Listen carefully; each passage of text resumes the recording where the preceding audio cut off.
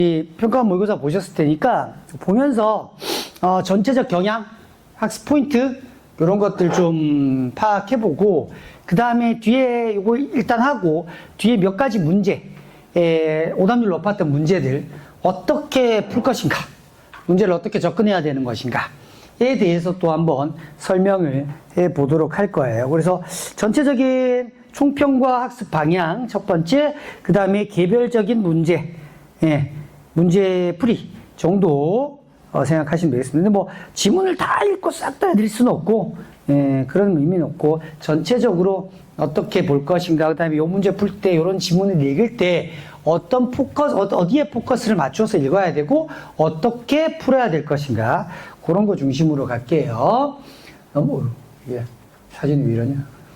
자, 한번 보겠습니다. 시험 전체적인 총평을 한번 보죠. 이 글씨 보이죠? 이 정도 글씨는 좀 작긴 한데 보이지?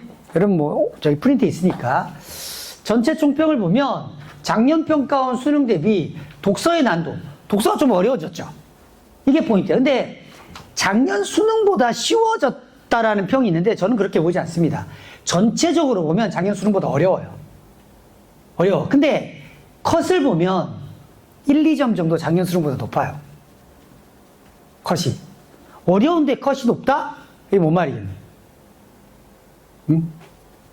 나 빼고 다 실력이 늘었다? 그런 게 아니고, 저기, 위치한 애들 시험 본 거야. 이해돼? 제가 지난번에 이제 10,000명 정도, 작년 6평 기준 10,000명 정도 응시자가 늘었어요. 그지? 이 10,000명이 왜 늘었을까? 의대, 치대, 한의대 갈려는데, 의대 세탁. 그죠? 치대 세탁할 애들. 이해돼? 지방의대에 다니는 애들이 서울권으로 올라오기 위해서 다시 하는 거야. 그런 애들이 들었어. 그 영향이라고 보시면 돼요. 실제로. 그럼 봐. 이번에 좀, 국어도 그렇고, 수학도 그렇고, 특히 영어. 영어는 미쳤죠. 야, 영어 1등급이 상대평가도 4%인데, 절대평가가 2%인가 뭐 그렇다며. 1점 몇 %인가? 90점 넘는 애들이. 야, 그러면 절대평가 뭐하러 하냐? 그죠? 말이 안 됩니다. 영어 출제자는 제정신이 아니에요. 왜 그랬겠습니까? 영어 절대평가되고 상대적으로 위상이 떨어지니까 영어 애들 공부 안 할까봐 어렵게 된 것 같은데, 라고 제가 그냥 비합리적인 추측을 해봅니다. 한 것 같은데, 근데 수능에 그렇게 되면 작살 날 겁니다. 절대평가를 한 이유가 뭐니? 학습 부담 경감이잖아. 그지? 학습 부담을 줄여주기 위해서 절대평가를 했는데, 이게 1등급이 상대평가일 때 4%인데 그거보다 안 나오면 돼, 안 돼? 안 되지.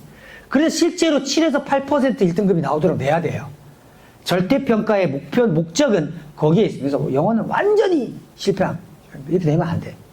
전반적으로 제가 볼 때 이번 6평은 국수형, 제가 수학이나 영어나 뭐 잘 모르지만 전체적으로 볼 때 크게 좋은 시험은 아니다. 실패한 시험이라고 볼 수 있겠습니다. 최근 시험 중에 가장 실패한 시험. 방향성도 없고, 뭐 이게 또 이렇게 보통 어떻게 나오면 이런 방향성을 갖고 있구나를 알 수 있는데, 이거 그게 없어. 특히 국어도 마찬가지.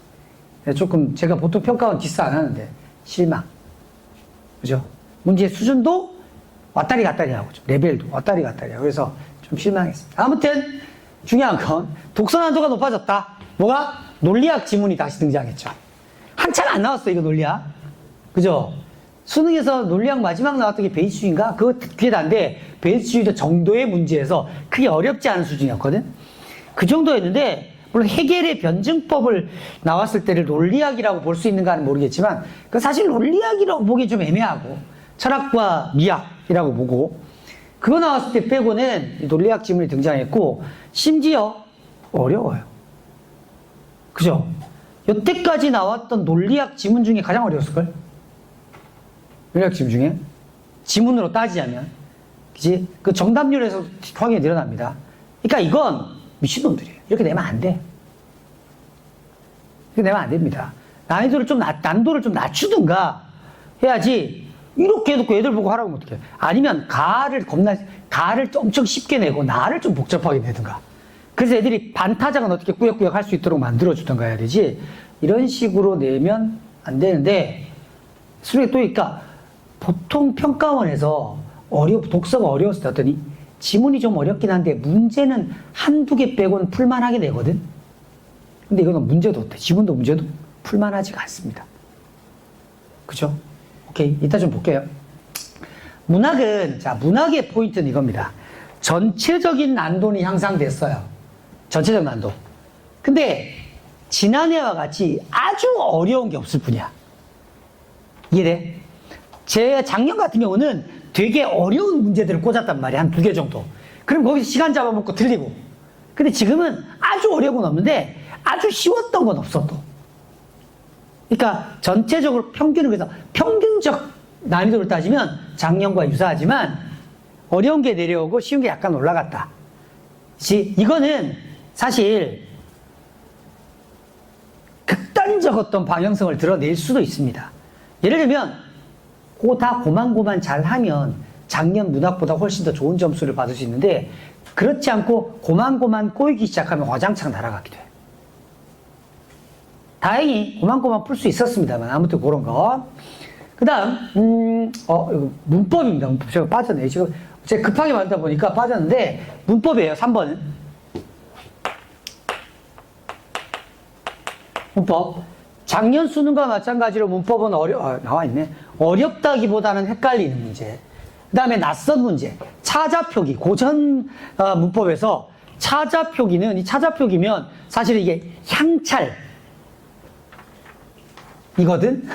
향찰로 간단 말이야. 근데 이게 한 번도 나온 적 없는데 갑자기 나왔어요.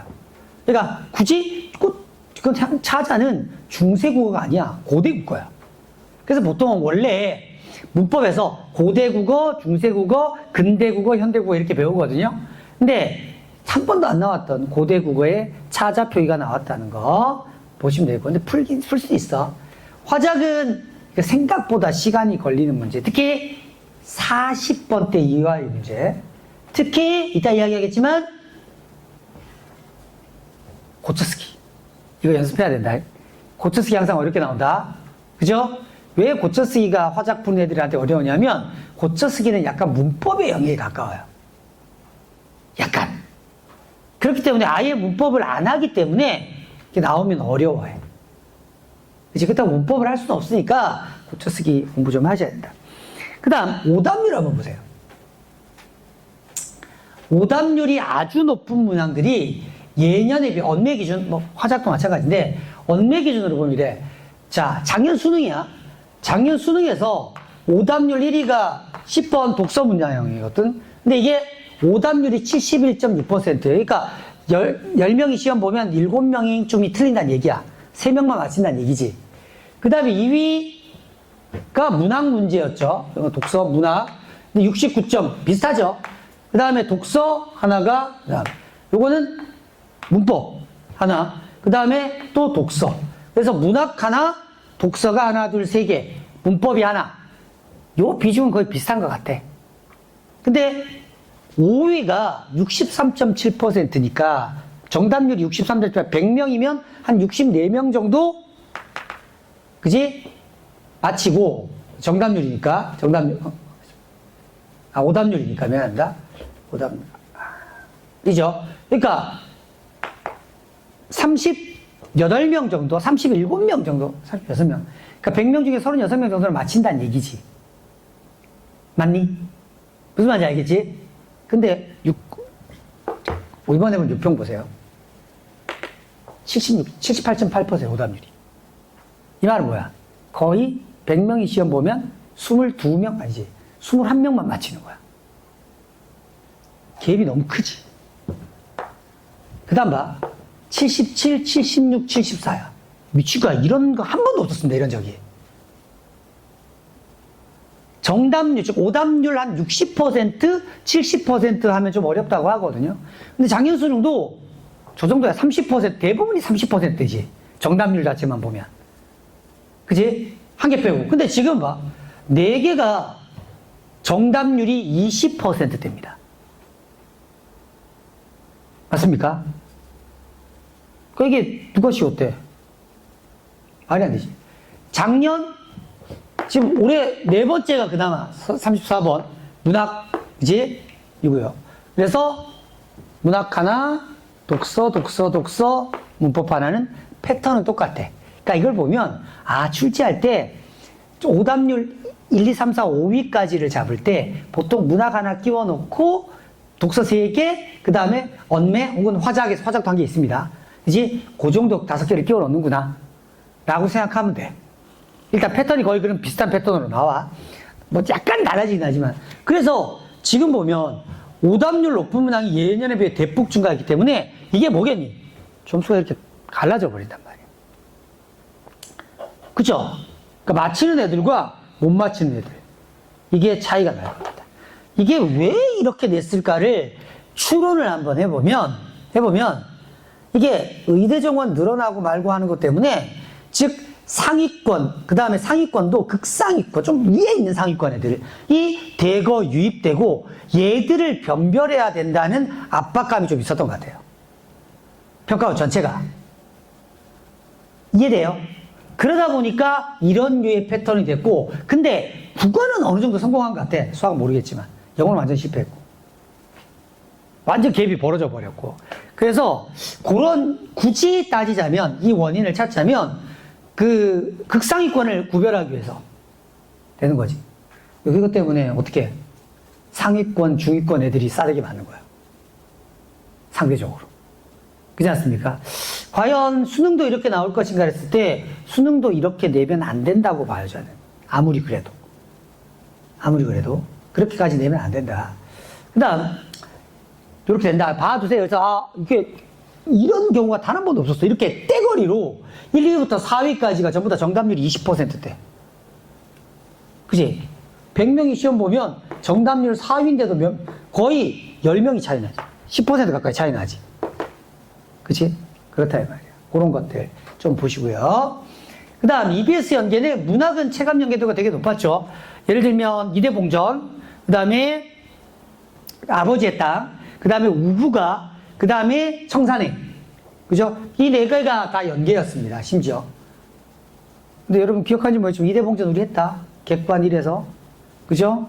그 다음에 우부가도 했지. 이거 잘 봐두라 그러면서 설명했죠. 거의 지문 똑같이 나왔습니다. 물론 EBS 비슷하게 나왔지만. 그 다음에 아버지의 땅, 제가 예전에 한번 수업하고, 지난주에 문학 수업하면서도 아버지의 땅 한번 언급했어요. 그죠? 청산행은 원래 이번 교재에 넣으려고 그랬는데, 뺐거든, 일부러. 판이를 넣으려고. 연계 4개 중에 3개를 했던 거야, 다. 우리 수업 시간에 다 했던 거야. 틀리면 안 돼요, 그러니까. 그죠? 그렇지만 생각보다 쉽게 나오진 않았죠. 독서는 거의 키워드 연계 수준입니다. 독서가 3개가 연계되죠. 독서론 빼고. 첫 번째가 뭐야? 과두제. 요거는 정치 시스템에서 과두제가 수특에 나와요. 수특에, 정치 시스템. 과두제의 정치 시스템. 근데 이게 경제와 관련된 게 나왔지. 사실 경제까지는 아닌데. 그죠? 기업에서 저거 이런 거 나왔지만. 이걸 경제라고 보기는 어렵고요. 그 다음에 두 번째 나왔던 게 플라스틱. 공유결합, 중합과 공유결합, 사슬 이거 나왔죠. 이것도 수특에 사슬 공유결합의 개념이 출제가 됐어요. 플라스틱하고 상관없이. 그러니까 키워드 연계야, 전부 다. 이 키워드 연계는 과거 평가원이 냈던 패턴입니다. 뒤에도 한번 언급하겠지만, 과거 평가원이 이렇게 EBS 연계를 낼 때 독서는 거의 키워드 하나 딱 잡아서 다른 영역에 써버리는 거예요. 비슷한 걸로. 과거로 좀 약간 돌아갔다고 보시면 돼요. 작년 같은 경우는 거의 비슷하게 EBS에 나오는 지문을 활용하는 게 많았어요. 지문의 내용도 활용했거든. 근데 지금 거의 활용 안 하고, 마지막에 나왔던 에이어, 또 에이어의 개념이 나오긴 하는데 이렇게 복잡하지는 않아. 나와요. 직관주의, 정의주의라는 지문에서 에이어의 견해가 나옵니다. 그래서 그 3개가 다 연계라고 볼 수 있는데, 그게 키워드 연계이기 때문에 사실 실적 내용 연계도는 여러분이 전혀 체감을 할 수가 없다. 오케이? 이거는 아마 이 패턴은 거의 유지할 거라고 보고, 제 개인적인 생각은 3지문, 독서 이론 빼고 3지문에서 2지문 정도는 키워드 연계를 가고, 1지문 정도는 일정 부분 내용 연계를 집어넣지 않을까라고 생각합니다. 그 정도로 조절해서 난도 자체를 약간 낮추지 않을까라고 생각해요. 그렇게 생각할 수 있습니다. 그건 뭐 여러분이 신경 쓸 게 아닙니다. 해봤자 의미 없다. 내용 연계 자체는. 아시겠죠? 자, 그래서 독서는 체감 연계도는 그렇게 높지 않다. 뭐 여러분 선택 과목은 사실 연계도 큰 의미가 없잖아. 그치? 아무 생각 없으니까 신경 쓸 필요 없고요. 그러면 한번 봅시다. 독서 과목별로 한번 분석해보면 독서 총평. 자, 독서로는 대체로 평이했기 때문에 큰 할 거 없고요. 자기 선택 독적 독서 있죠? 필요 없고요. 경제 지문이 출제되지 않았죠. 본격적인 경제 지문. 요거 계속 안 나오고 있다. 얘들아, 안 나오고 있어. 이 구평이 안 나오면 수능에 나올 수도 있다. 알겠습니까? 지금 경제 지문, 논리학 지문 나온 지 한참 됐거든. 근데 경제 지문도 본격적으로 다뤄지는 게 브레턴 우주체제 이후로는 거의 안 나왔어요. 그지? 경제다 할 만한 게 안 나와. 대놓고 경제를 할 만한 거. 그렇지 않습니까? 그러니까 이중찬문법 그것도 경제라고 보기는 어렵고, 그래서 본격적인 경제지문 안 나오고 있다. 그래서 경제지문 좀 잘 받을 필요가 있다. 그 다음 논리학 지문이 다시 등장했다라고 했습니다. 근데 이게 수능에도 논리학이 나올 것인가? 만약에 나올 확률은 제가 아주 높다고는 볼 수가 없는데, 만에 하나 출제가 된다면 이 정도로까지 내지는 않을 거예요. 지문 자체가. 문항이 한두 개 어렵긴 해도 옛날처럼 낼 가능성이 높습니다. 그러니까 지문이 좀 어렵더라도 이렇게까지는 아니고 한두 개 빼고는 적절하게 풀 수 있을 정도. 오케이? 자, 그 다음 독서는 그래서 중상위권의 변별력이 낮을 가능성이, 변별력이 낮다는 게 무슨 말이냐면 다 잘 풀었다가 아니라 극상위권만 풀고 중상은 못 풀어. 그냥 같이 망해. 이해돼? 같이 틀렸을 가능성이 되게 높아요. 이렇게 돼버리면. 특히 뒤에 16번, 네, 12번부터 17번까지. 요 6문제는. 마지막 인문지문. 그죠? 자, 그렇게 볼 수 있다. EBS 연계는 인문지문을 제외하고는 거의 키워드 연계수는, 인문지문도 살짝인데, 이 세 개가 전부 어디 나오냐면, 뒤에 실전 모의고사 1, 2에 나와. 앞에 나오는 애들이 아니야. 키워드 연계된 게. 그죠? 왜 이랬겠습니까? 거기까지 안 풀었겠지. 이렇게 생각하는 거야. 근데, 사실 독서의 연계는 큰 의미가 없다. 신경 쓰지 말고 그렇다라고 봐만 주세요. 자, 지문별 분석을 한번 해봅시다. 독서 이론은 자기 선택적 읽기인데 특별히 어려운 게 없고 대부분 단순 내용씩 넘어갈게요.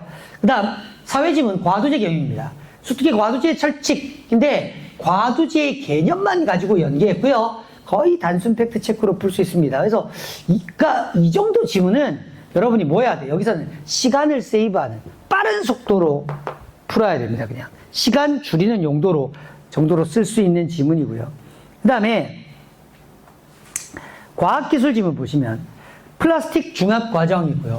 수특의 생체 내의 화학결합과 창발성이라는 지문이 있는데 얘도 마찬가지 뒤에 실전인데 공유결합이나 사슬이라는 개념만 나왔습니다.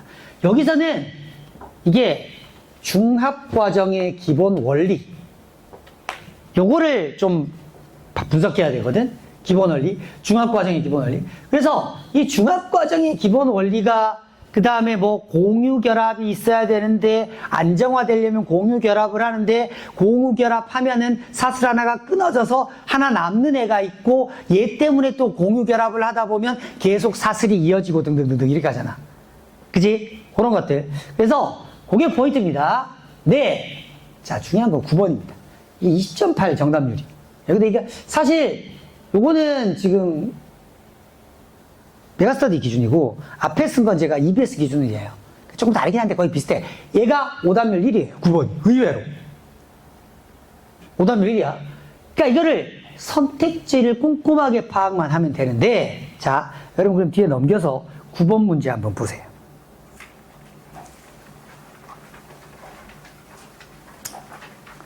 구 번 문제 뒤에 넘기시면 있다잉. 9번 문제를 보시면 이렇게 나와요. 기억에 대한 이해로 적절하지 않은 것이라 그랬죠. 근데 봐. 이게 선택지 분석을 한번 해보자. 이게 진짜 읽어보면 다 맞는 것 같거든. 1번이 왜 답이 되냐면 이렇게 나와. 성장 중의 사슬. 자, 제가 선택지 맨날 이렇게 잘라서 있잖아. 끊어서 얘기하는 이유가 있다. 하나하나 분석하라는 뜻이야. 통으로 보지 말고. 양쪽 끝부분에서 불안정한 탄소 원자가 생성된다 했죠. 그래서 우리가 여러분 읽어보셔야 아시겠지만 들어두고 다시 풀어봐야 된다 얘들아. 알겠니? 꼭 다시 풀어봐야 돼. 뒤에 해설도 있으니까 EBS 해설 넣어놨거든요. EBS판 해설 넣어놨으니까 그거 보고 꼭 풀으면 돼. EBS 해설이 약간 급하게 만든 좀 허접하긴 하는데 아무튼 그죠? 그래도 참고하셔서 보셔야 됩니다. 그럼 봐 이런 거야. 그럼 두 가지야. 성장 중의 사슬이고 불안정한 탄소 원자가 생성되고 양쪽 끝부분이란 뜻이야. 그지? 그러면 사슬이 있으면 여기에 얘가 셋을 늘어나잖아. 그러면 여러분이 아까 뭐라 그랬니? 중합과정의 기본적인 원리를 찾으라 그랬잖아. 중합과정의 기본적 원리가 나오는 부분이 어디에 있습니까? 네 번째 단락에 있죠. 네 번째 단락. 그죠? 그래서 네 번째 단락에 보시면 이렇게 됩니다. 중합의 방법 나오고 과산화물 개시제를 이용하고 그래서 뭐 어떻게 쭉 갑니다. 쭉 가서 약한 결합 끊고 그래서 단일 결합하고 홀로 남는 전자를 갖게 되고 다른 에틸렌 분자와 반응하고 계속 이어지면서 탄소 원자가 계속 생성되고 그러면 사슬 형태가 일어나지. 그래서 밑에 보시면 봐봐.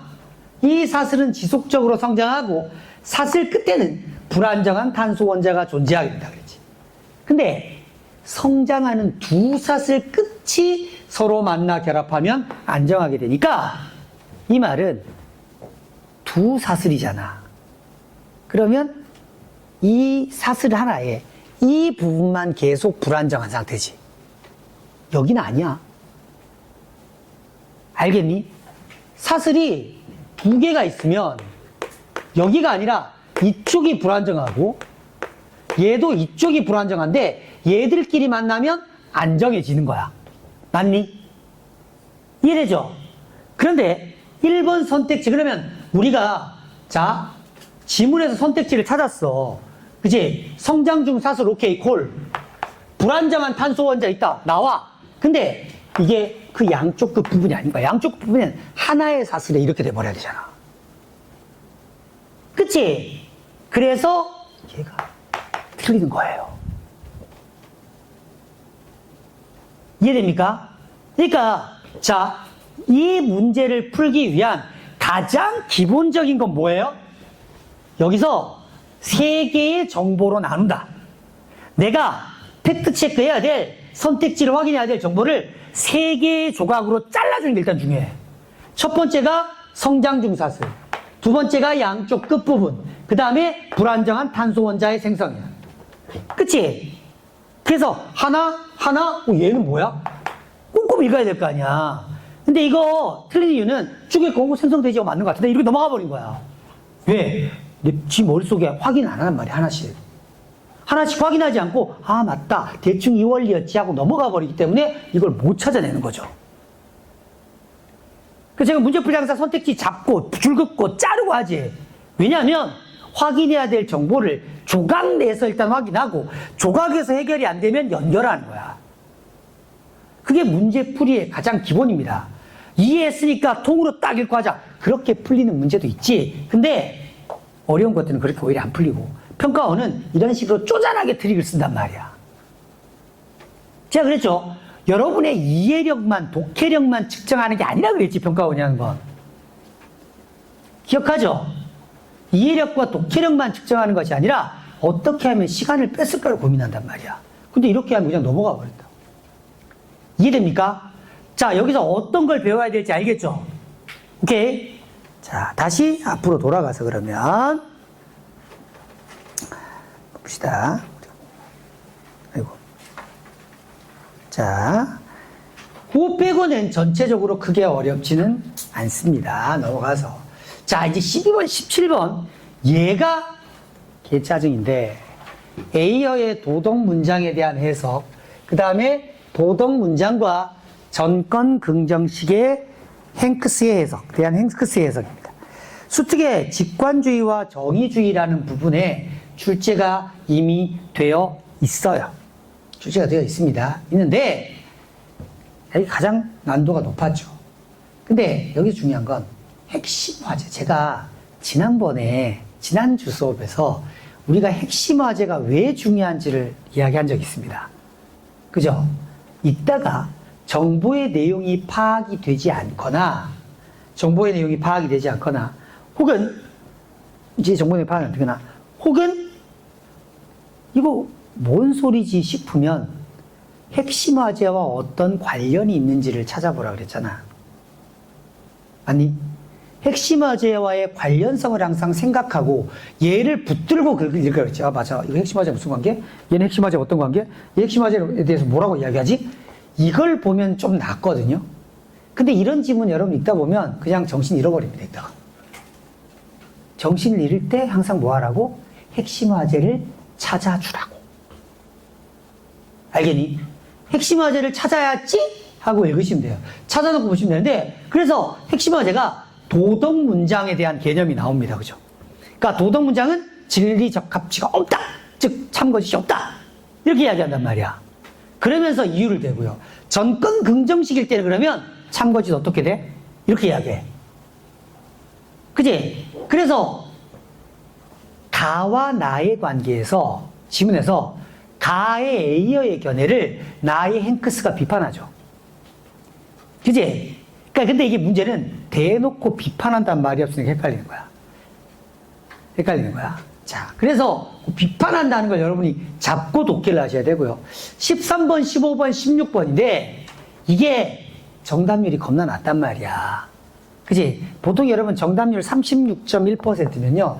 그 해의 가장 낮은 정답률이에요. 제일 어려운 문제여야 해. 근데 여기서 명함도 못 내밀어. 이런 애들 때문에. 아까 9번이랑 이런 애들 때문에. 그치? 그러단 말이야. 그죠? 그러니까 이거 좀 문제가 있죠. 그러니까 보통은 정답률이 가장 낮은 문항이 30%대, 30%대 후반, 40%대 초반 정도 돼야 돼. 그렇기 때문에 1등급 컷이 적절히 80점대 중반 이상으로 나오거든? 지금 지나치게 낮단 말이야. 낮거든요. 그래서 아무튼, 자, 제가 이걸 왜 선택적 전략이 필요하다는 말을 썼냐면, 이거는, 지금 전제가 이번 6평처럼 수능도 출제된다라는 전제를 깔면 저렇게 쓰는 거예요. 저 선택적 전략이란 말은 무슨 말이겠니? 안 푼다요. 그나마 다행인 건 뭔지 아니? 얘가 제일 마지막에 있어서 다행이에요. 보통 순서대로 풀잖아. 그지? 일반적 순서가 이렇잖아. 그러니까 조금씩 다르지만 가장 일반적인 순서는 선택 과목, 그 다음에 독서론, 그 다음에 문학, 그 다음에 나머지 독서 이렇게 풀잖아.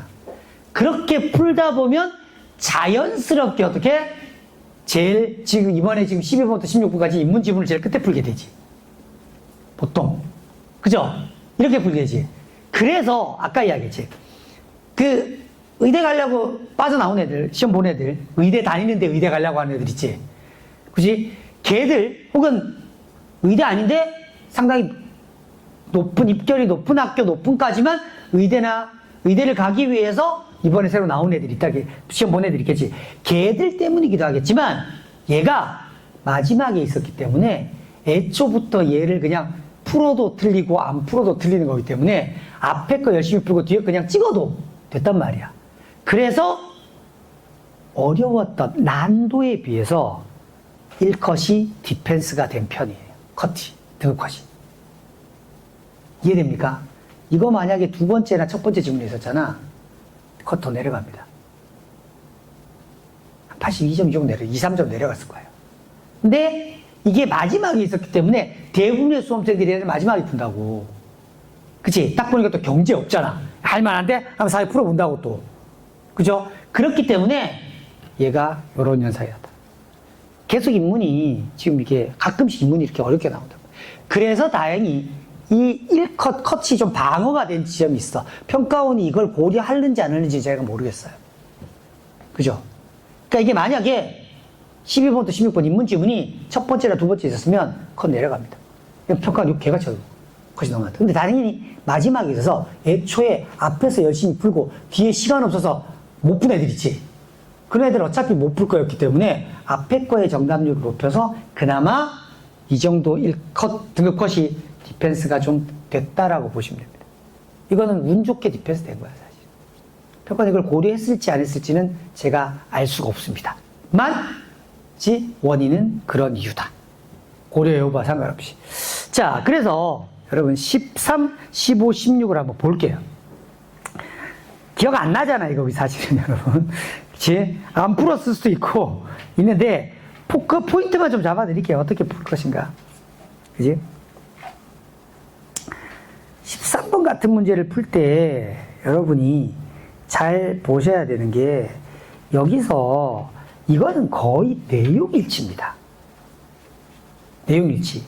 A에서 내용을 찾으면 풀 수 있는 문제예요. 사실은 뭐 이게 제가 설명할 것도 없고 거의 내용일치로 접근하시면 되는데 말이 어려우니까 여러분이 낚이는 거지. 자, 이런 거야. 이 5번 선택지만 봅시다. 이게 재진술 된 거거든요. 재진술. 보시고 뒤에 해설 있으니까 해설 쭉 읽어보시는데 해설 보시더라도 이 포인트를 한번 보세요. 표절은 나쁘다는 자르고 화자가 표절에 나쁨을 부여하지 않는 맥락입니다. 그 다음에 판단적 본질의 유지예요. 그래서 이 예문이 A에 나올 거고 판단적 본질이 나올 거고 그지? 그러면 그 다음에 표절에 나쁨을 부여하지 않는다라 그랬지. 자, A를 한번 볼게. A를 보면 이렇게 나옵니다. 자, 밑에 판단적 본질을 여전히 잃지 않는다예요. 뭐가? 귤은 맛있다가. 여러분, 귤은 맛있다와 표절은 나쁘다는 둘 다 같은 패턴이지. 그래서 여기서 전권 긍정식 이런 게 나오잖아.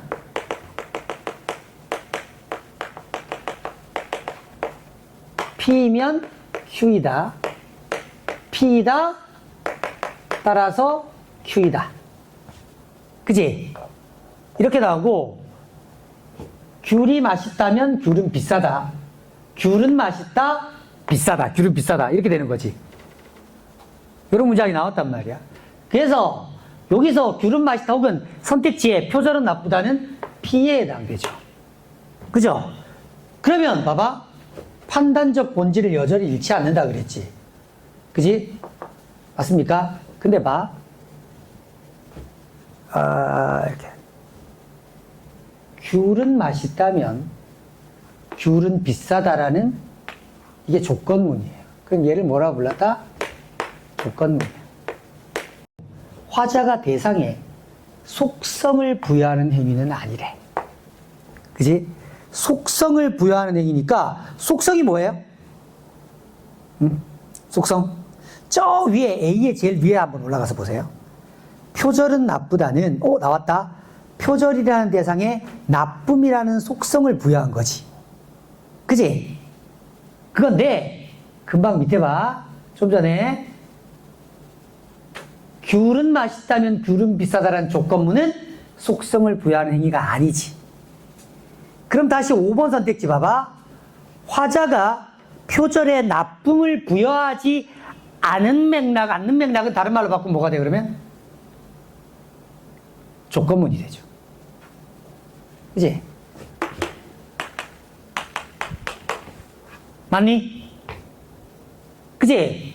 나쁨이라고 있는 게 속성이라며 첫 번째 줄에 나오잖아, A에. 그러니까, 이건 조건문이야. 그러면 조건문일 때도 판단적 본질이 있나 없나 했더니 판단적 본질을 발현하지 못한데 이 맥락에서도 조건문에 포함된 귤은 맛있다. 다른 말로 바꾸면 뭐겠니? 표절은 나쁘다. 똑같은 거지. 똑같은 B잖아. 표절은 나쁘다는 판단적 본질을 잃지 않는다. 맞니? 맞지. 그래서 5번의 답이야. 겁나 복잡하지고. 그죠? 근데 여러분이 알아셔야 될 건 여기서 5번에서 3개를 자르고 자, 얘가 어디에 해당되느냐? 그 다음에 부여하지 않은 맥락이 뭐냐? 그 다음에 판단질 본질. 잘라놓고 하나씩 찾으면 시간은 걸리지만 찾을 수 있단 말이야. 아까 거랑 똑같죠? 머리가 멍해지지 말고 얘 찾아보자. 이 말이 무슨 말이지? 나쁨을 부여하지 않는다? 위에 나오네? 속성. 그럼 속성과 판단적 본질의 관계네? 판단적 본질 어디 있지? 저 밑에 있네. 근데 이 속성이 없어도 되네? 그럼 맞는 말이네. 제가 지금 틀린 선택지는 다 분석을 할 시간 없으니까 안 하지만 정답을 찾자면 이렇게 잘라서 하나하나 보실 수가 있습니다. 됐니? 됐죠? 그 다음 14번도 거의 내용이 일치기 때문에 그냥 푸시면 되고요. 자, 이 15번이 진짜 빡치는 건데 이것도 기억을 보시면 이렇게 나와요. 몇몇 논리학자들이 제기한 문제야. 그치? 그러면 몇몇 논리학자들이 제기한 문제는 그 위에 나오겠지. 그치? 그게 뭐라 그랬니? 위에 나오니까, 그치? 위에 조건문의 일부가 쭉 나왔습니다. 쭉 보고요.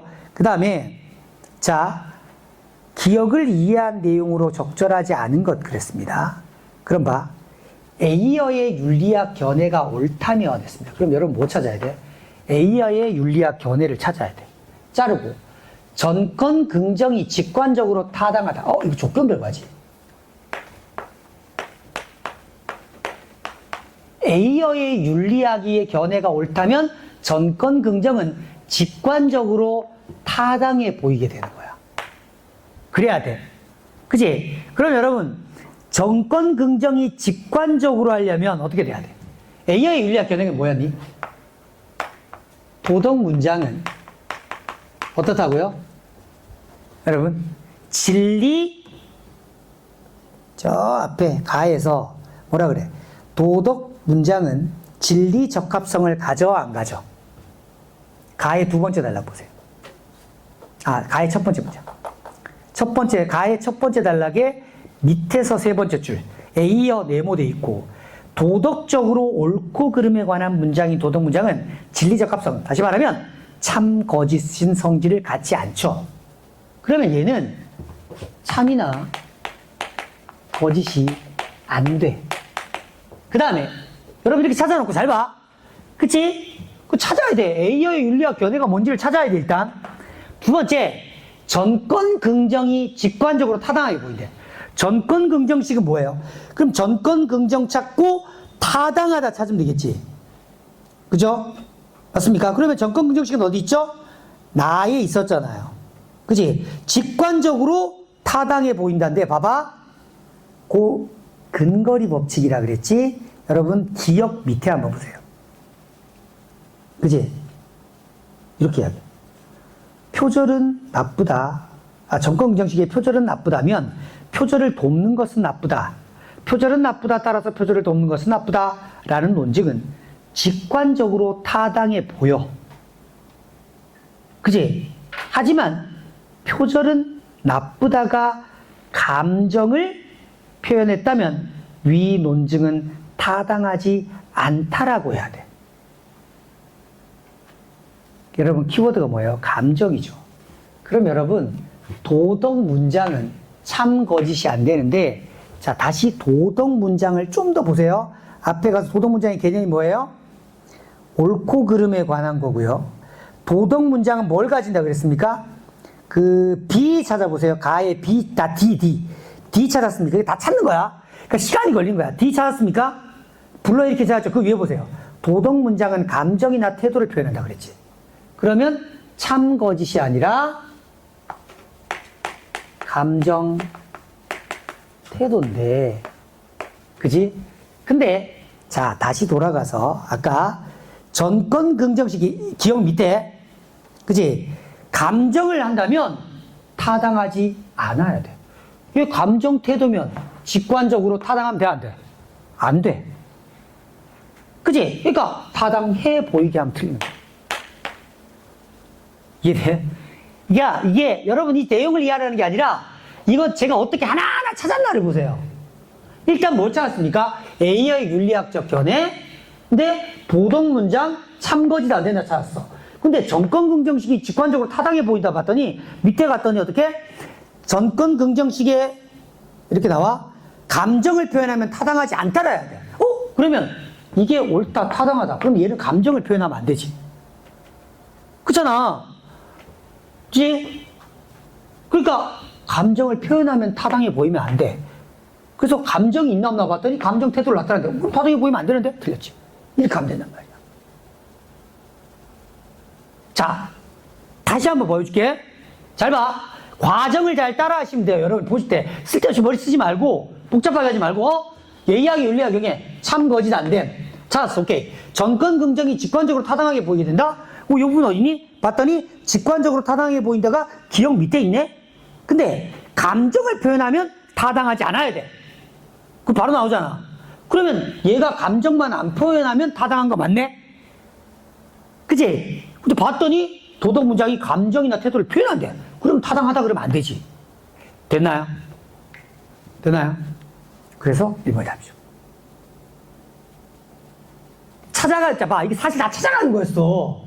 팩트 체크하면 다 풀 수 있다 그랬잖아. 근데 이 찾아가는 과정을 되게 말을 복잡하게 만들어 버리니까 우리가 쪼는 거야. 이게 무슨 말인지 알겠죠? 어떻게 가는지? 영상 다시 보시고 그대로 한번 따라가 보세요. 그 다음에 16번도 보세요. 16번은 사실은 이게 되게 어려워 보이는데 보기 안 보고도 풀 수 있는 거야. 봐봐. 이렇게 이야기해. 1번 보세요.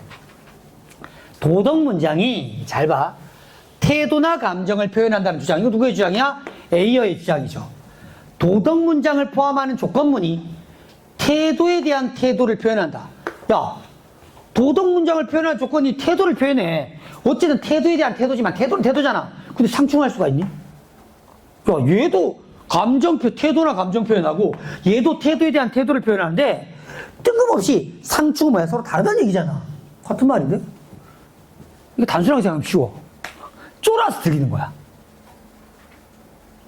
자, 이렇게 봐도 되고, 보기를 분석해보면 이렇습니다. 그지? 이렇게 이야기해. 자선은 옳다는 자선에 대한 찬성, 폭력은 나쁘다는 폭력에 대한 반대라는 태도를 표현하는데, 찬성 반대, 태도예요. 감정 태도. 도덕 문장을 포함하는 자선은 옳다면 봉사는 옳다는 조건문은 태도에 대한 태도. 그래서 위와 같은 주관적 태도는 참 거짓이 없다. 참 거짓이 없어. 그럼 누구의 견해야? 그지? 됐습니까? 이것만 잡아주셔도 돼요. 이게 A어의 견해와의 공통점. 밑에 랭크스의 견해 공통점이 다 두고 이게 A어의 견해와의 공통점이라는 거. 그래서 태도에 대한 태도도 주관적. 태도 표현. 같은 말이란 뜻이야. 이해돼? 그 여러분 A어의 견해 찾으면 돼. 도덕 문장, 감정 태도를 표현함이라고 나와 있고, 그 다음에 A어가 딴 게 뭐예요? 그지? 분석적 문장은 왜 안 된다 그랬니? 분석적 혹은 종합적 문장, 왜 도덕적 문장이 안 되느냐 할 때 이게 어디 있는데 객관적이어서 안 된다라는 말이 어디 있는데 내가 놔둡시다. 일단 요것만 찾으면 돼요. A어 이렇게 묶어서 보시면 쉽다. 그러니까 이게 풀 수는 있어. 근데 시험 현장에서 이게 탁탁 잡아가지고 풀기가 쉽지 않지. 그죠? 왜? 나도 모르게 이 지문을 읽다가 이해가 안 되면 정신이 나가거든. 이럴 때 어떡하라고? 핵심 화제 잡고 가는 A어, 도덕 문장, 참거짓 없음. 다시 말하면 참거짓도 없고 감정이나 태도를 표현해야 됨. 그 다음에 뒤에 행크스, 전권 긍정식 가지고 A어 비판. 야, 그렇지 않아도 되는데? 이것만 잡으시면 좀 더 쉽습니다. 그게 안 되면 가에 A어의 견해만이라도 딱 잡고 있으면 얼추 풀어낼 수가 있어요. 오케이. 까먹지 마시고 반드시 복습해서 한번 보시기 바랍니다. 다시 돌아와서 그런 것들. 자, 그래서 그러니까 아예 안 될 것 같으면 풀지 않는 것도 방법이고요. 그래서 독서 어떻게 대응할 것인가? 지문에 제시된 정보들의 관계를 파악하는 훈련 맨날 하는 거. 그 다음에 선택지로 출제될 수 있는 정보들 당연히 아까 정보 야야야 그치? 도덕 문장 이런 거 나오겠죠. 그 다음에 팩트 봐봐. 머릿속으로 막 때려잡는 게 아니라 잘라놓고 찾고 가서 확인 다시 와서 그러니까 왔다리 갔다리 하는 게 훨씬 완벽하게 이해가 안 되면 제가 그랬잖아. 지문을 딱 읽는데 다 이해가 돼. 무슨 말인지 알겠어. 어떻게 풀지 알겠어. 하면 그냥 풀면 돼. 근데 그 레벨 도달하기가 어렵다 그러잖아. 그거 안 되면 좀 귀찮더라도 하나 체크 잘라놓고 체크 오케이 됐어. 체크 오케이 됐어. 이상한데? 이렇게 보란 말이야. 이렇게 보면 머리가 덜 복잡하고 하나씩 짧은 것들을 비교하기 때문에 팩트 체크라는 거기 때문에 훨씬 더 시간이 좀 걸리지만 풀 수는 있단 말이야. 그럼 선생님 시간 어디서 줄이나요? 이런 거 말고 앞에서 줄여야지. 그치? 사회지문, 아까 과학기지문 그런 데서 풀만한 것들 시간을 확 세이브해야 돼. 문학에서도 마찬가지고. 알겠습니까? 이런 것 가지고 시간 줄이려고 덤빌면 안 돼요. 이거는 그냥 시간을 투자해서 정확하게 풀어낸다. 하나하나 팩트체크 한다. 라고 접근하셔야 돼. 알겠습니까? 그러니까 내가 안 되거나 어렵거나 취약한 건 시간을 들인다. 대신 할 수 있는 것, 풀어낼 수 있는 것에서 시간을 더 짜낸다. 이 개념으로 연습을 하셔야 된다 그랬지. 그러니까 쉽다고 해서 만만하게 보고 대충 하지 말라 그랬지. 쉬우면 어떻게 하면 시간을 더 세이브할 것인가를 고민하고, 어려우면 아까 세이브한 시간을 여기다 투자하는데 어떻게? 정보들을 정리 잘라서 하나씩 귀찮더라도 왔다리 갔다리 하는 방식으로 하는 게 훨씬 더 정확성이 높을 가능성이 있다. 더 높다. 이렇게 보라 그랬죠. 이해됩니까? 여러분? 오케이? 그 다음. 둘 이상의 이론이나 사용하면 공통점 차이점 찾는 거는 뭐 당연한 거고요. 독해 과정에서 중요한 거 지문 전체 핵심 화제를 항상 기억해야 됩니다. 이거 무조건 잡아야 돼. 그러니까 우리 수업할 때 맨날 핵심 화제 때려놓고 시작하는 게 그 이유야. 그지? 읽고 있는 부분이 그와 어떤 관계를 맺고 있는가를 파악하는 연습을 하셔야 된다. 그 다음, 자, 또 중요한 거. 선택지의 조건이 무엇인지 정확히 파악하고, 잘라서 보라고, 지문에서 팩트를 확인하시고, 선택지 끊어서 읽는 거. 야, 못하다. 집중이 아니라 집중입니다. 갑자기. 끊어 읽기 하셔야 됩니다.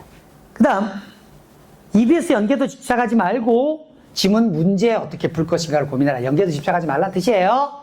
오케이? 됐죠? 정보를 통으로 보는 게 아니라 조각 내서 대입한다. 통으로 보고 완벽하게 이해하는 문제는 옛날 수능식, 진짜 추론.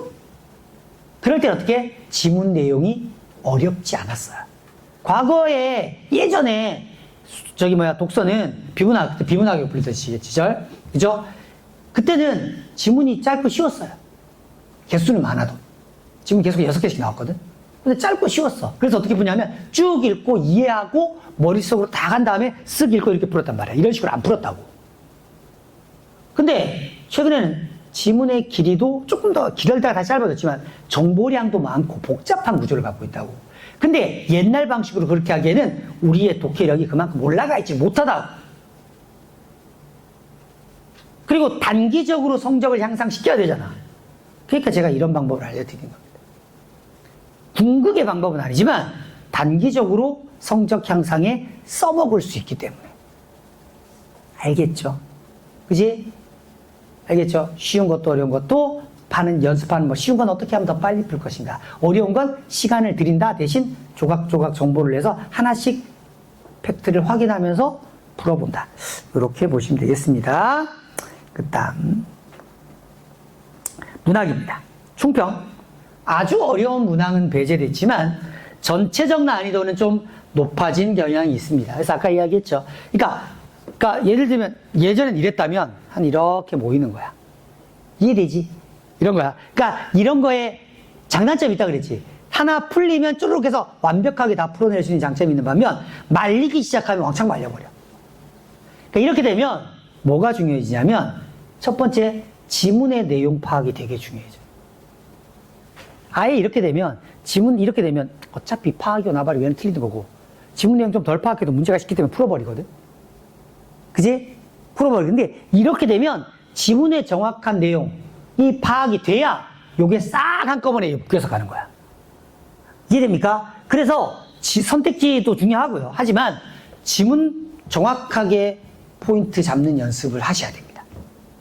그러니까 지문을 꼼꼼히 보는 연습을 해야 돼. 아까 우리가 시 수업하면서 제가 이 선까지는 잡으라 그랬죠. 그 정도까지는 잡는 훈련이 돼 있어야지 됩니다. 특히 소설은 더. 자, 그래서 문학에 소요되는 시간이 상당히 당연히 길어진 거고요. 확실히 길어졌고. 비연계 고전 수필은 계속 지속적으로 출제되고 있습니다. 이거는 뭐 특별한 이변이 없냐 그대로 갈 것 같은데, 제가 계속 걸리는 건, 그럼 극갈래는 안 할 거냐, 이 말이야. 그죠? 희곡이나 시나리오는 안 낼 거냐, 이 말이야. 그러니까 이게 언제 바뀔지 모른다. 그래서 희곡 시나리오도 EBS 연계면 좀 봐둘 필요가 있다. 이해되시죠? 그래서 어떻게 EBS 연계 희곡 시나리오를 내고 비연계 소설을 낼 수도 있습니다. 그래서 한 집을 묶어버릴 수도 있어요. 알겠니? 그렇게 낼 수도 있다. 이제 그렇게 낼 수도 있기 때문에 그래놓고 뭐야 고전은 고전 시가 그냥 그대로 내버리든가 아니면 고전 시가 현대 수필 내든가 고전 수필 내든가 그러니까 희곡 극갈래도 EBS 연계 정도는 봐두셔야 된다. 알겠죠? 그 정도 생각하시면 되겠고요. 그 다음에 EBS 연계도는 확실히 아까 이야기했지만 체감이 확 된다. 지문 분석 한번 볼까? 이대봉전. 뭐 이게 수특에 나오는 내용이고요. 당연히 수특 연계고 이게 이제 핵심은 이거죠. 상소문 연시로 돼 있어. 상소문 연시. 그지? 글자체가 왜 다르지? 그지? 그래서 내용 파악에 시간이 걸려요. 왜냐하면 어떤 일이 일어난다가 아니라 이미 그 일을 겪은 애가 요약적으로 왕한테 편지 보내잖아. 그지? 그러니까 애황과 대봉의 편지가 이렇게 서로 나오는데 얘들이 사실 접점이 겹치는 것도 있고 안 겹치는 것도 있단 말이야.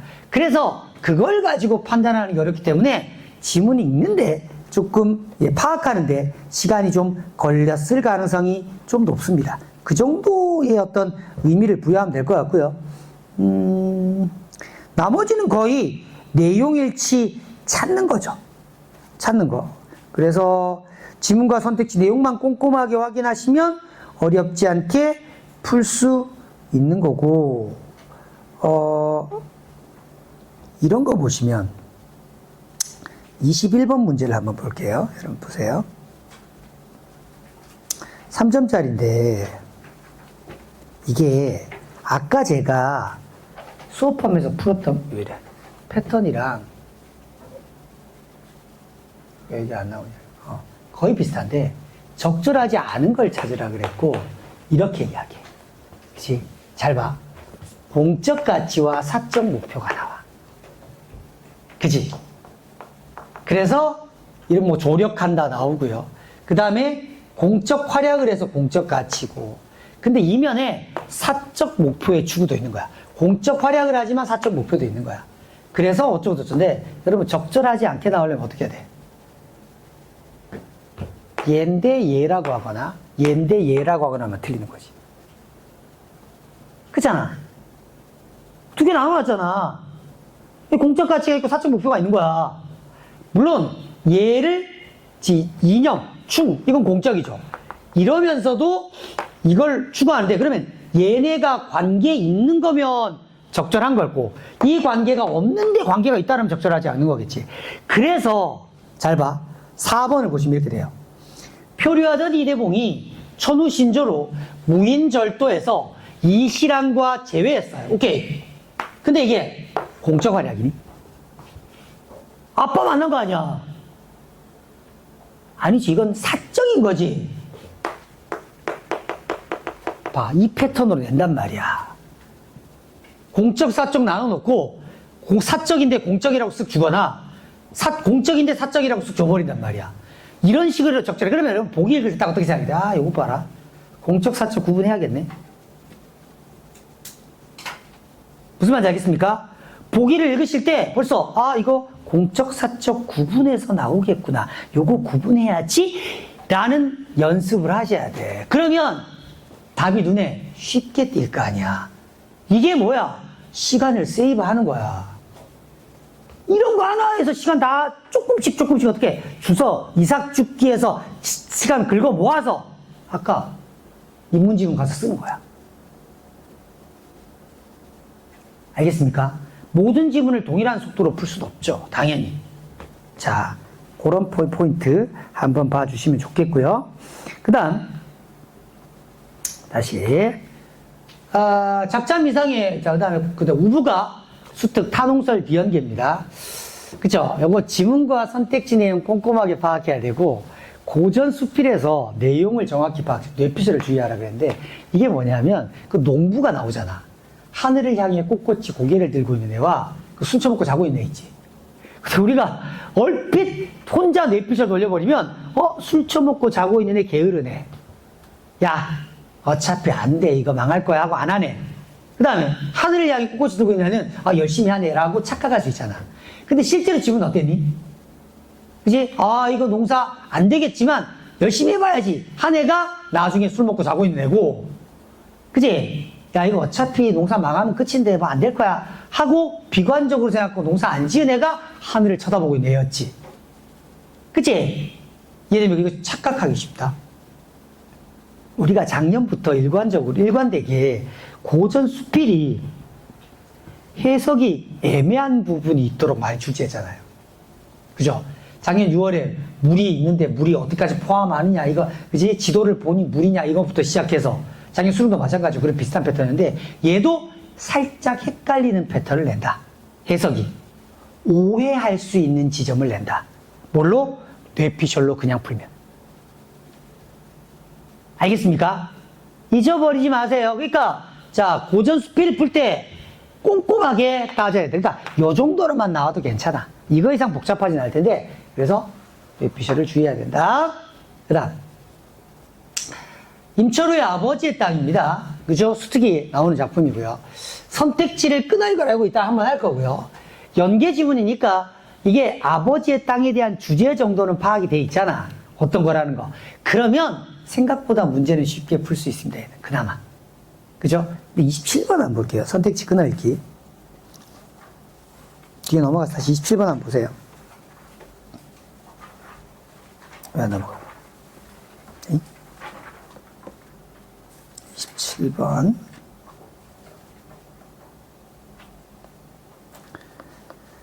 보시면, 아이고,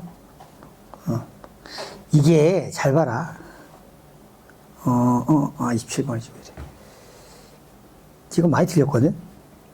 자, 이게 선택지를 끊어봐야 된다는 게 2번, 답이 2번 선택해 보세요. 서술의 주체를 알 수 있는 표지. 그 다음, 이게 분명하게 제시. 그러니까 같이 묶어도 되겠다. 서술의 주체, 표지, 분명하게 제시되어 있는데, 그래서 서술자와 지각의 주체가, 주체가 뚜렷이 구분이야. 그러면 니은에서 일단 뭘 찾아야 돼? 서술의 주체가 누군지 알 수 있냐를 찾아야 돼. 그래서 니은을 보면 어떻게 돼 있습니까? 나는 담배를 피워 물었다니까 서술의 주체는 누구야? 1인칭 나죠. 오케이. 그 다음에 서술자는 그럼 누구야? 당연히 나겠지. 그 다음 남은 게 뭐야? 지각의 주체야. 주체는 지각의 주체야. 지각이 뭐야? 뭔가를 보고 듣고 깨닫고 아는 거지. 인식하는 거지.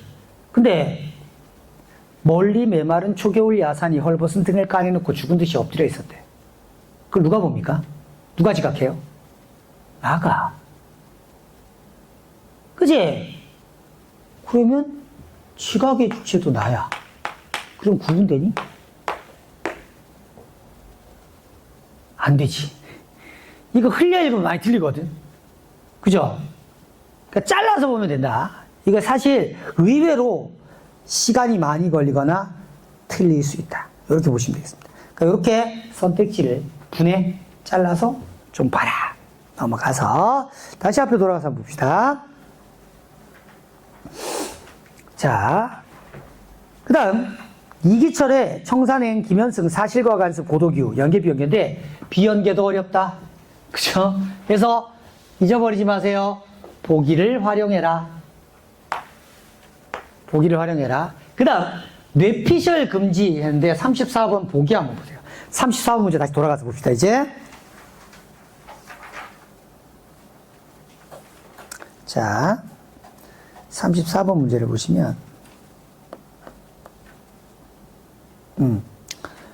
보기에 대한 감상, 간화를 감상한 내용으로 적절하지 않은 걸 찾으라고 했죠. 이게 잘 봐라. 잘 봐라. 이렇게 이야기해요. 자연과 절대자에 대한 내용입니다. 그지? 인간에게 안식을 주고 인간과 세계를 규정하는 중요한 준건데 가는 세속을 떠나 자연에 들어온 화자가 자연에 동화되어가는 과정. 그 다음에 나는 자신과 세계의 인식의 준거였던 절대자를 관계를 회의 아닌 것 같은데 좀 하면서 자신이 경험한 사실에 기초해서 존재를 인식하겠다. 이게 평가원이 보기 주고 출제하는 방식 중에 아까 같은 방식이 있는가 하면 이런 방식이 있습니다. 이래놓고 문제를 푸는데 3번 한번 보세요. 가의 발을 푼이 잘 보인다는 화자가 자연에 친숙해지는 심리상태. 자, 이렇게 자를 수 있지. 이건 지문에 나올 거고, 보기부터 아까도 이야기했지만 보기랑 선택지 간의 팩트체크부터 하라 그랬지. 그럼 봐. 화자가 자연에 친숙해진다. 보기에 있어요, 없어요?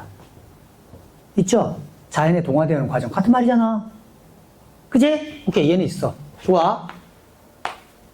나의 앞으로 남은 10년 더 살든지 죽든지. 네, 얘는 절대자에 대해 회의하고 현실에 얽매이지 않겠다. 인데 얘는 보기에 있어요, 없어요? 있죠? 얘는 보기에 있어요, 없어요? 없어. 틀린 거야. 없잖아. 보기 얘랑 비슷한 말 있습니까? 없지. 경험한 사실에 기초하여 존재를 인식하겠다는 거지. 나는 현실에, 이거 똑같은 말이 아니잖아. 현실에 얽매이지 않겠다는 말과 보기에 경험한 사실에 기초하여 존재를 인식하겠다는 말이 같은 말이에요? 전혀 상관없는 말이지. 근데 이거 어떤 뇌피셜이 일어나냐면 이런 식의 뇌피셜이 자리합니다. 화자가 자연에 친숙해, 앞으로 남은 10년 더 삶과 죽음에 큰 미련이 없네? 그럼 현실에 얽매이지 않는 거 아닌가? 이렇게 생각하면 안 된다고. 그렇게 생각할 수 있거든? 가능해. 얘들아. 상식적으로는 가능해. 근데 문제가 뭐야? 보기를 참고하여 문제를 풀어야 돼. 그럼 보기에 그런 내용이 없어. 없는데 지 혼자 뇌피셜 돌리면 어떡해? 무슨 말인지 알겠습니까? 그죠? 그러니까 이런 식으로 없잖아. 그러니까 이거 고민할 필요가 없는 거야. 야, 이거 있어? 보기 없는데? 틀렸지? 추론할 수 있어? 추론할 수 없어. 왜? 경험한 사실에 기초하는 것과 현실에 얽매이지 않는 것과 뭔 관계가 있길래? 그러니까 이렇게 보면 그럴듯하지만 실제로 보기를 필터링해서 와야 되기 때문에 전혀 상관이 없다. 그래서 적절하지 않다. 됐습니까? 이런 것들이 오답률이 좀 높은 것들이죠. 그죠? 이렇게 보시면 되겠습니다. 자, 다시 돌아가서 앞으로. 그러면 문학학습은 어떻게 해야 되느냐?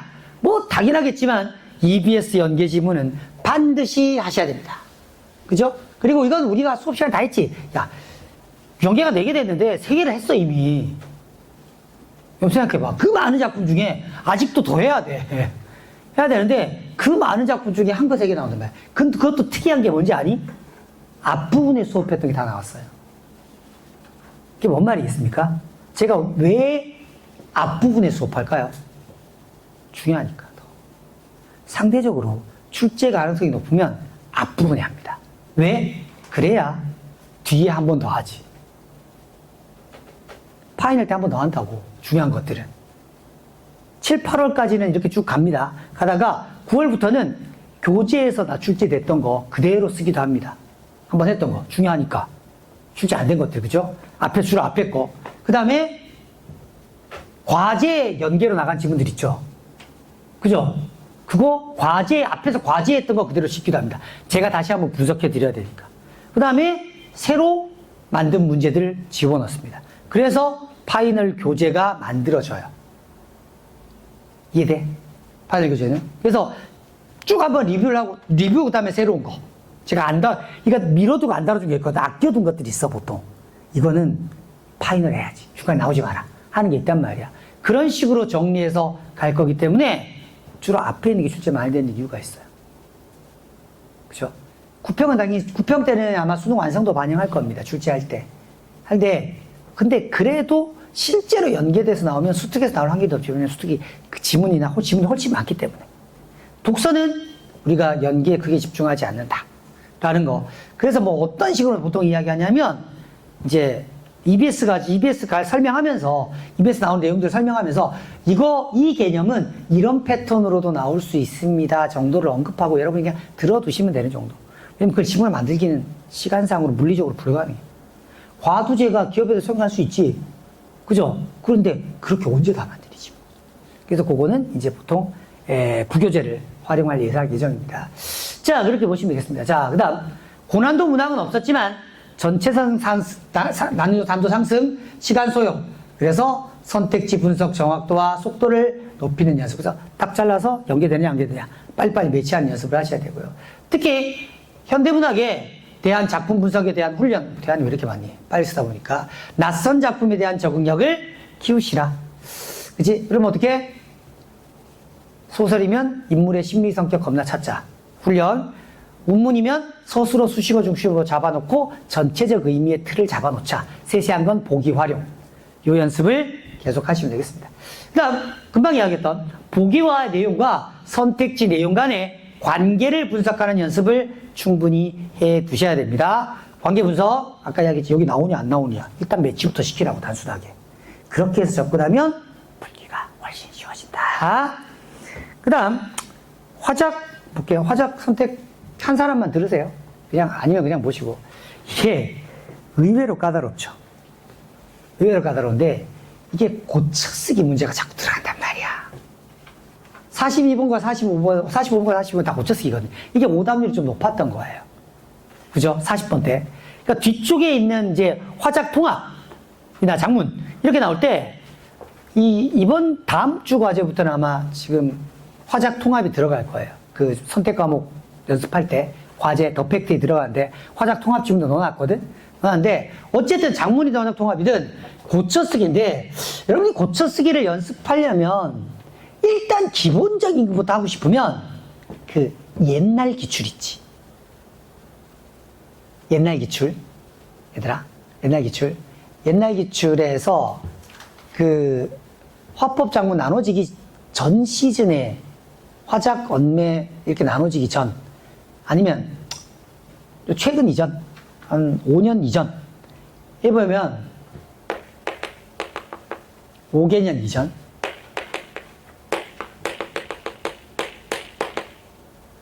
(5개년) 이전 기출부터 한 15개년 이전까지 그 사이에 보면 기출 중에 고쳐쓰기 문제가 꼭꼭 들어가요. 그거 한번 찾아서, 제가 해드리면 좋겠지만 일일이 다 해주면 찾아서 하루에 한 2-3개씩 계속 풀어보세요. 거기에서 그지? 문제 풀이 연습을 좀 하시면 좋습니다. 찾아서. 그 비슷한 패턴으로 많이 나와요. 실제로. 그러니까 짧은 고쳐쓰기 문제도 있고, 우리 이번에 나온 것처럼 길게 문장 주고 뭐 이거는 그지? 부사어가 있으니까 바꿔야지 이런 게 나와. 있으니까 옛날 패턴 한번 연습하는 게 좋습니다. 그 패턴이 그대로 계속 나와. 그러니까 안 익숙하니까 틀리는 거야. 화작하는 친구들은 요거 연습 좀 하시고요. 당연히 화작의 학습 방향은 문제풀이 감각이 일치하는 게 중요하기 때문에 화작 안 하고 있다가 모의고사 때문에 하면 안 된다 그랬지. 일주일에 최소 2회에서 3회는 한 세트 풀건, 아니면 하루에 2문제, 3문제만 꾸준히 풀어 그냥. 이거는 EBS로 가지고 해도 되고, 최근 한 세트 그냥 두 문제 혹은 3문제, 많으면 4문제가 한 세트잖아. 그거 그냥 하루에 1개 정도만 풀어준다고 생각해. 감각을 유지하는 게 중요합니다. 실제로. 자, 푸실 때 근데 디립다 문제만 풀지 말고 어떤 자료를 주면 어떤 문제를 잘 낸다.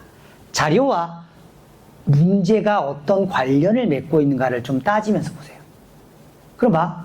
비슷한 패턴이 반복된단 말이야. 예를 들어 화법에서 토론 주면 뭐 잘 낸다. 작문에서 글쓰기에서 고쳐쓰기는 뭘 잘 막 고쳐쓰기라고 한다. 이런 것도 있을 거 아니야. 그걸 한번 찾으면서 보라고. 그래서 한 개를 푸는데 시간을 한 2문제에서 3문제야. 오케이? 그 정도. 평균 3문제 정도짜리를 푸는데, 자료 하나에 3문제 정도 있으니까 푸는데 뭐 하냐면 10분 정도 시간을 들이세요. 디립다 문제만 풀지 말고 10분 정도 들여서 뭐 하라고? 관계 따져보라고. 하루 10분입니다. 그지? 그러니까 어떻게 하면 좋냐면, 하루 학습에 뇌풀기 스타트로 화작 같은 거 하는 친구들은 그거 한 세트가 아니지. 하나 하고 그 다음에 다른 공부 시작하시면 됩니다. 다른 학습 시작하시면 돼요. 뭐 그게 과목이 뭐든. 그러니까 매일 스타트 출발 10분은 화작 선택했으면 화작의 그 패턴 하나만 딱 푸는데, 아 이게 지금 토론이네, 아 토이네, 문제 이렇게, 아 선택지 이렇게 만드네, 알았어. 그거 계속 반복하잖아. 그러면 이거 한 달만 딱 돌리고 나잖아. 2달째부터는 딱 보면 보여. 이거 내지 않나? 그럼 쓱 가면 그게 있어. 그게 빨라지고 정확해지는 비결이야. 디립다 푸는 게 아니라. 알겠습니까? 잊어버리지 마시고 화작하는 친구들 그렇게 하시고요. 실력보다 실수가 많이 나오는 거니까 꾸준히 꼼꼼하게 하면 다 됐고요. 그 다음 언어와 매체입니다. 매체는 문법은 여전히 까다롭습니다. 그래서 기본 개념 암기 이해는 필수예요. 당연히. 그렇기 때문에 35, 37, 38번 같은 경우는 기본 개념을 알고 있어야 돼요.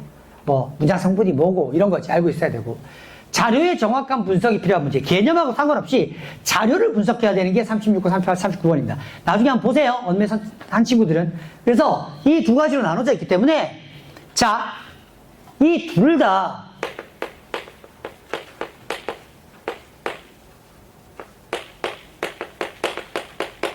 문제풀이 연습을 꾸준히 해줘야 되는데, 풀 때 얘가 기본 개념을 가지고 푸는 문제인지 자료 분석인지에 대한 문제인지를 구분하면서 풀어보세요.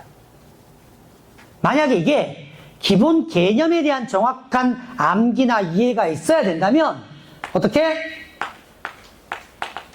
개념, 이거 몇몇 친구한테 이야기했는데, 개념서를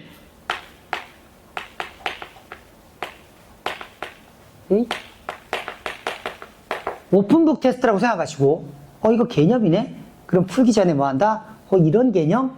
오픈북을 책을 찾아, 교재를. 개념 찾아. 개념 이 말이구나. 그럼 이 개념을 가지고 문제를 어떻게 냈지? 이렇게 냈구나. 그지? 우리 되다 아니다 했었잖아요. 그 자릿수 문제. 되다 아니다. 근데 되다인데 왜 보어가 아니야?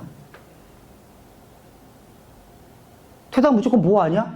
근데 앞에 보니까 의로가 붙었네? 의로는 부사격 조사잖아. 부사격 조사가 붙으면 부사 오지.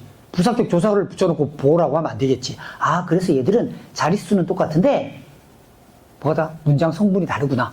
그래서 얘가 안 되는구나. 이런 걸 하려면 뭐 찾아야 돼? 개념서를 펴놓고 개념을 한번 확인한 다음에 문제를 푸는 게 좋습니다. 그러면 개념과 문제를 어떻게 활용할 것인가, 연결할 것인가에 대한 대충 각이 나와요. 언매 학습하는 친구들은 그거 잊지 마시고요. 매체는 전반적으로 이번에 무단했어요. 그죠? 무단했기 때문에 뭐 특별히 그 매체도 그래도 학습은 하셔야 됩니다. 똑같이 아까 언매 선택하는 친구들은 문법, 그 다음에 매체 하나 정도는 연습하셔야 된다. 매일, 그지? 에피타이저 공부로, 에스피타이저 학습으로 하시면 되겠습니다. 그래서 문법은 기본 개념에 대한 암기 이해를 토대로 문제풀이 연습 지적을 해야 되고, 매체는 학습량을 살짝 늘릴 필요가 있고요. 어렵다기보다 낯서니까 EBS 교재 일주일에 3일 정도는 문제풀이 훈련을 하시되, 출제 포인트 똑같아. 아까도. 이런 자료가 나오면 이런 거 잘 묻는다. 그지? 화작할 때하고 똑같이 그렇게 해야 됩니다. 실제 수능에서는 난도가 높은 게 나올 수도 있어요. 즉, 답이 한눈에 금방 보이지 않는 문제들이 출제가 될 수가 있기 때문에 항상 이렇게 잘 유념해서 보셔야 합니다. 자, 정리를 다시 한번 하면, 그지? 궁극적으로는 제가 볼 때 최근 여러 평가원 시험 중에 저는 작년의 패턴이 나쁘지 않았다고 보거든요. 나쁘지 않았다고 보는데, 뭐 다 좋은데, 딱 하나 아쉬운 거. 문학도 뭐, 이 정도 이해할 수 있는데, 논리학 지문을 이렇게 낸다는 거. 그러니까 이렇게까지 낼 필요는 없다. 라고 생각합니다. 그래서 아마 평가원도 이렇게까지 내지는 않을 거예요. 풀 수는 있는데, 이렇게 되면 이게 논리학 지문 빼고, 이것 자체는 완전 작년 이전으로 회귀하겠다는 뜻이거든. 작년 이전으로 회귀를 뜻합니다. 그렇기 때문에, 그렇게까지는 할 것 같지는 않은데, 좀 한 가지 걱정은 등급 컷이 작년 수능과 유사하게 나왔기 때문에 평가원 이걸 유지할 수도 있다. 그럴 가능성도 있죠. 그렇다 하더라도 우리는 그게 자바, 인문일 수도 있고, 그지? 과학기술에 쓸 수도 있고, 어디? 경제일 수도 있다. 그래서 우리가 기존의 독서에 대해서 생각했던 것보다는 살짝 더 까다로울 수 있다는 가정을 하고 독서 앞으로의 학습을 진행하셔야 됩니다. 이 시험이 주는 교훈은 그거예요. 작년 기준에 독서가 크게 어려운 게 없었단 말이야, 사실. 이제 어느 정도 할 수 있는데 그 재작년에 비하면 쉬운 거지. 브레턴 우주체에서 나왔다 생각해봐. 미친 듯한 문제가 있단 말이야. 근데 전반적 난도가 아까 문학도 살짝 올라갔지만 전반적 난도도 올려놓고 이 상태에서 그대로 가야 되는데 여기 있던 애를 하나 살짝 더 올리는 방식을 취했기 때문에 약간 까다로울 수 있다는 생각을 하고 학습을 좀 더 하셔야 된다. 그래서 독서 학습의 무게를 좀 더 지금까지 6평 전까지와는 달리 조금 더 중요하다. 그래서 아마 제가 다음 교재 같은 경우는 이제 독서의 지문을 약간 더 어려운 것들을 지금은 교재가 만들었으니까 어쩔 수 없는데 물론 그렇다고 조금 더 어렵긴 합니다. 지난 교재보다는. 그래서 조금 더 제가 약간 난이도가 높은 것들 위주로 그 다음에 7월, 8월, 9월 교재들, 파이널 교재까지를 만들 생각입니다. 그렇게 할 거예요. 근데 9월 평가원 봤는데 또 디립다 또 쉽게 내버리면, 그치? 안 되는데, 그렇게 할 예정이니까 거기에 맞춰서 하시면 되겠어요.